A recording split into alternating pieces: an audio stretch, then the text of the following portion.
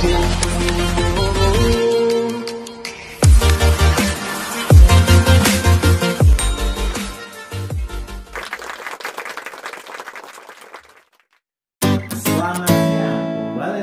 saya Agung Surya Gumelar dalam acara Beyond Education Podcast yang menemani Anda di channel YouTube tercinta ya.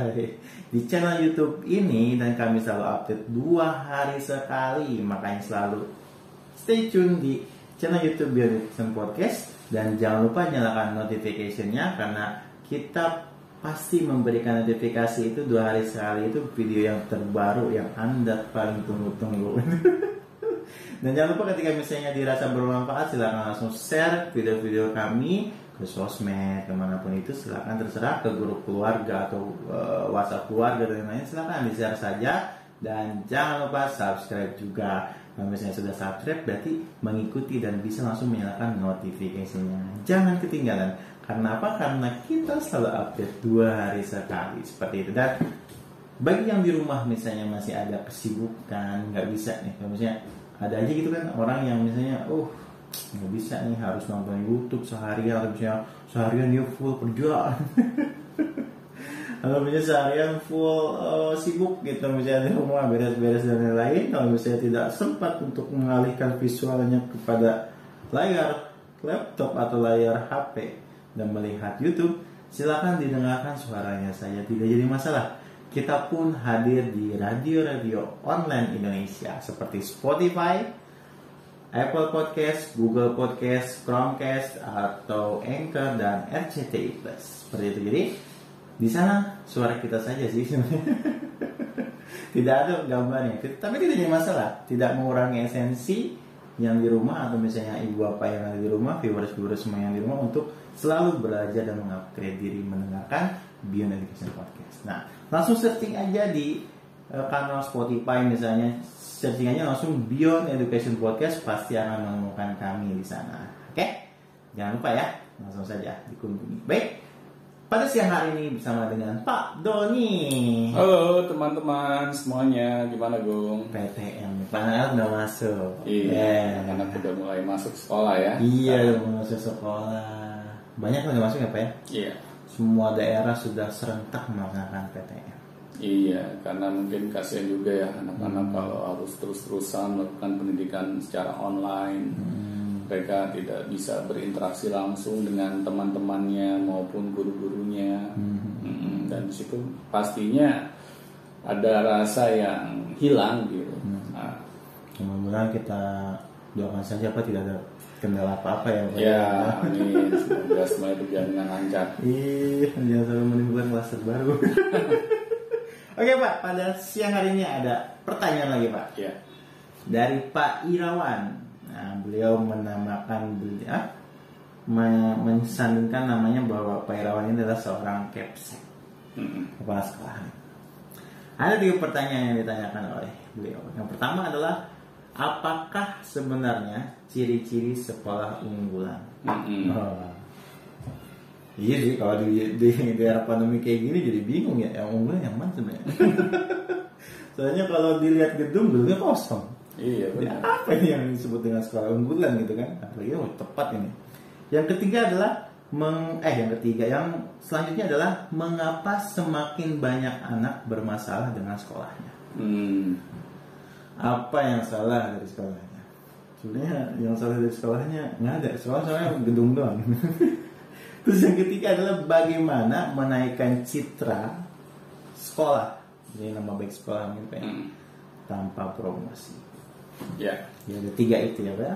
Kita bahas satu persatu ya. Oke. Ciri-ciri sekolah unggulan dulu mungkin ya. Supaya sekolah unggulan. Jadi di sini kalau menurut saya pribadi ya, yang disebut dengan sekolah unggulan harus memiliki 2 hal ini. Kalau hal ini tidak terimplementasikan dengan baik di sekolah tersebut, jangan bermimpi menjadi sekolah unggulan. Yang pertama, apakah orang-orang yang bekerja di dalam sekolah tersebut adalah orang-orang yang pro terhadap anak,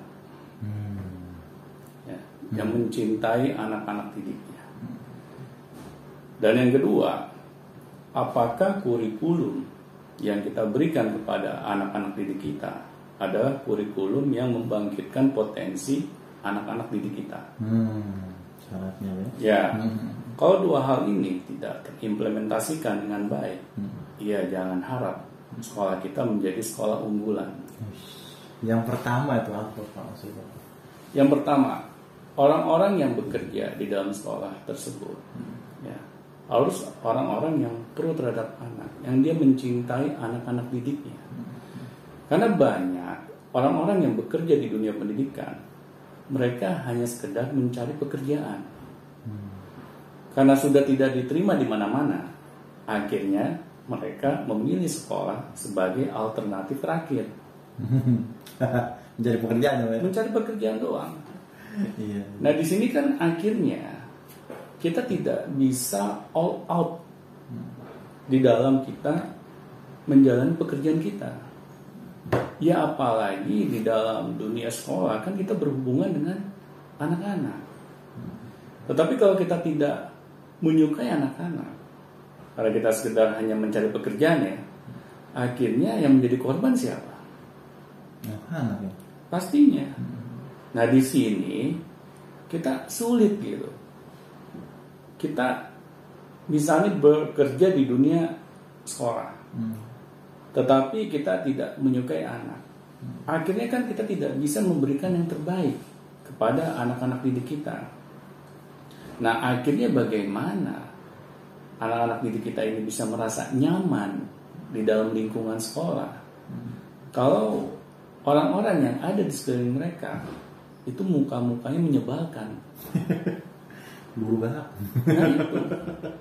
Kadang kan kita suka ya menemui yang disebut dengan guru killer. Iya. Kayaknya guru itu sampai mendapatkan julukan killer. Pasti kan ada sebabnya gitu. Iya iya. Misalnya guru ini galak gitu pada anak-anak didiknya, apalagi sampai main fisik gitu. Ya sekarang kalau kita di dunia pendidikan dengan cara-cara kita seperti itu, apakah anak-anak akan nyaman di dalam sekolah?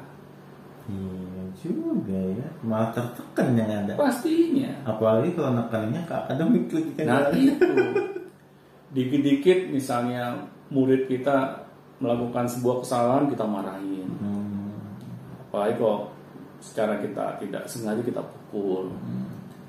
Akhirnya kan anak-anak merasa ini sekolah apa tempat latihan militer gitu. Nah di sini kan akhirnya yang disebut dengan sekolah unggulan ini tidak bisa gitu menjadi image sekolah kita. Nah di sini makanya sangat penting gitu kita memilih para orang-orang yang bekerja di dalam sekolah kita. Berarti secara tidak langsung sekolah unggulan itu yang bekerjanya harus bisa membuat anak-anak nyaman. Benar. Berada di sana gitu ya Pak. Benar. Makanya kita harus mencari orang-orang yang memiliki passion terhadap anak-anak didiknya. Bisa kelihatan kok orang-orang yang misalnya senang gitu dengan anak-anak. Pasti mereka ini ketika bertemu dengan anak-anak murah senyum, ya. Mereka dapat berinteraksi dengan baik. Mereka tidak gampang mengucapkan kata-kata yang kasar misalnya. Nah di sini makanya pentingnya kita sebagai seorang kepala sekolah kita memilih orang-orang yang memang memiliki jiwa yang pro terhadap anak. Nah tetapi kalau kita hanya sekedar melihat resumenya, lulusan mana, dan akhirnya ya sulit gitu kita menemukan orang-orang yang berkualitas, yang benar-benar pro terhadap anak gitu. Nah jadi itu yang paling utama, orang-orang yang berada di lingkungan sekolah, terutama yang berinteraksi langsung dengan anak-anak. Dan yang kedua, apakah kurikulum yang kita berikan kepada anak-anak adalah kurikulum yang memang membangkitkan potensi anak-anak didiknya? Nah, jarang sih. Nah itu. Kalau kita sih membangkitkan potensi akademiknya guys. Nah itu. Akhirnya kan kita lebih condong kepada pendidikan akademis semata. Nah, bagaimana anak-anak ini dapat terbangkitkan potensinya ya? Kalau kita hanya fokus terhadap pendidikan akademis. Seharusnya kan yang disebut dengan sekolah unggulan adalah sekolah yang dapat membangkitkan potensi yang ada di dalam diri anak. Nah, tetapi kalau anak-anak tidak terbangkitkan potensinya, ya pertanyaannya, ya ngapain dia mengenyam pendidikan di sekolah? Jadi sebenarnya pertanyaannya adalah apa yang diajarkan sekolah itu sebenarnya seharusnya dulu. Iya, karena dari dulu hingga saat ini sekolah hanya fokus terhadap pendidikan akademis semata. Karena hal itu yang paling mudah gitu untuk menjadi barometer penilaian. Kita hanya mengejar dari sisi kognitif semata gitu. Apakah itu hitung-hitungan, hafal-hafalan, angka-angka, iya angka-angka, ranking, itu kan yang paling mudah bagi pihak sekolah kan. Tetapi coba kalau kita misalnya ingin membangkitkan potensi anak, apakah cukup hanya di bidang akademis semata? Dinilai anak ini misalnya matematika bagus, wah akan jadi profesor. Nah itu. Bagaimana anak-anak yang memiliki bakat di luar akademis? Itu kan yang harus kita jawab dari pihak sekolah. Kalau bakat-bakat yang dimiliki oleh anak-anak kita ini tidak tergali, nanti bagaimana dengan masa depan mereka? Dan itulah yang membuat banyak anak-anak ketika mereka dulu bersekolah, mereka merasakan sekolah itu hanya jadi beban, masalah. Dan akhirnya datang ke sekolah itu bukan hal yang dinanti-nantikan. Paling mereka datang ke sekolahnya untuk nongkrong, ketemu teman.